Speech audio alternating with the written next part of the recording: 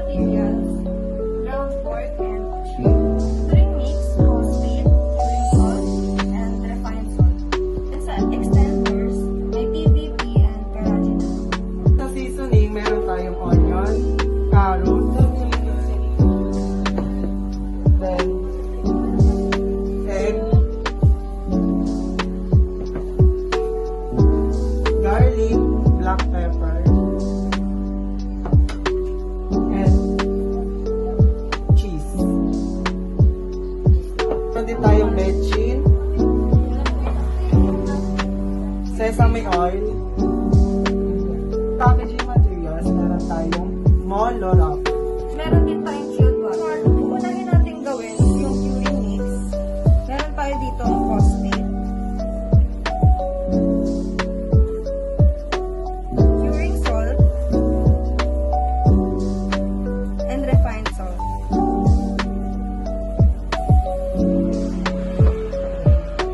Then, 1/4 na chilled water. After that, imimix na natin.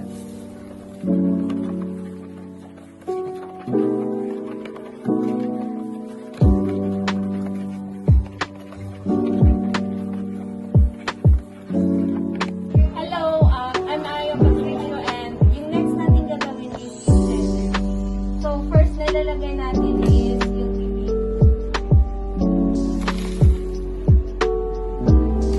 Tapos isusunod natin yung water.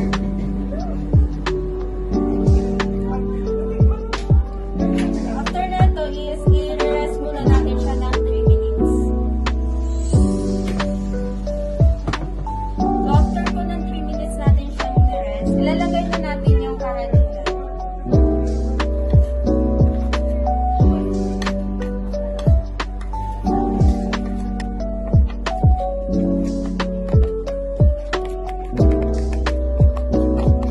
Guys, my name is Lumay Sidugtong and I'm Kimberly Abinera.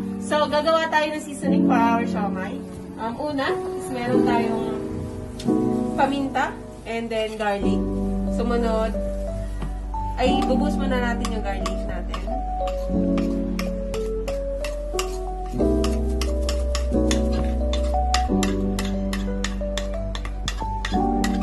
Siyempre, isasabay na natin yung bawang. Sumunod, ating sibuyas.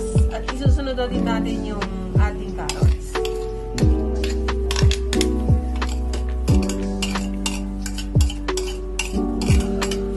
Pagkatapos ng carrots, susunod natin ang cheese.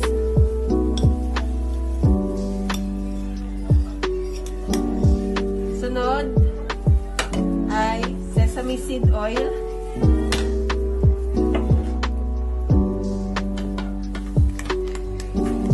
At sunod, syempre, egg.